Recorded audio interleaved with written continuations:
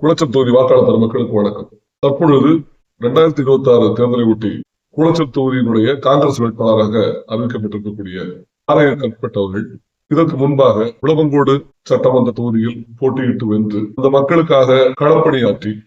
அந்த மக்களோடு மக்களாக நின்றதன் காரணமாக விளவங்கோட்டில் இருக்கக்கூடிய ஒட்டுமொத்த மக்களும் அவரை தங்களுடைய வேட்பாளராக நிறுத்த வேண்டும் என்று விருப்பப்பட்ட போதிலும் அவருக்கு குளச்சல் தொகுதி வழங்கப்பட்டு கன்னியாகுமரி மாவட்டத்தில் போட்டியிடக்கூடிய ஒட்டுமொத்த வேட்பாளர்களில்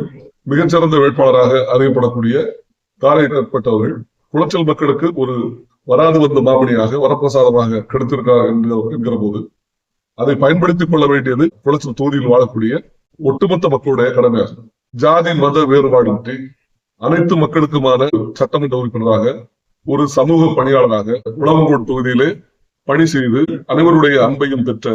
ஆரைய கற்பட் அவர்கள் குளச்சல் மக்களுடைய மனங்களில் சிம்மாசனம் விட்டு அமரக்கூடிய நாள் வெகு தொலைவில் இல்லை. தமிழகம் முழுவதும் இருக்கக்கூடிய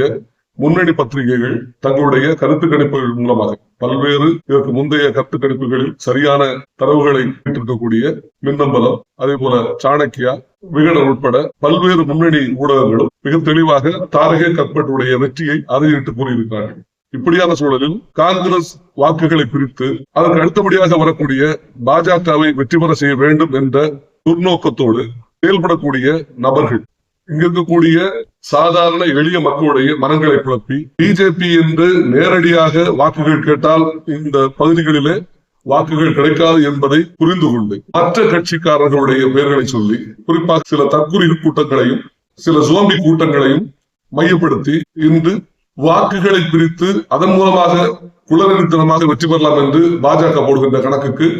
அவர்களிடம் கையூட்டு வாங்கிக் கொண்டு செயல்படக்கூடிய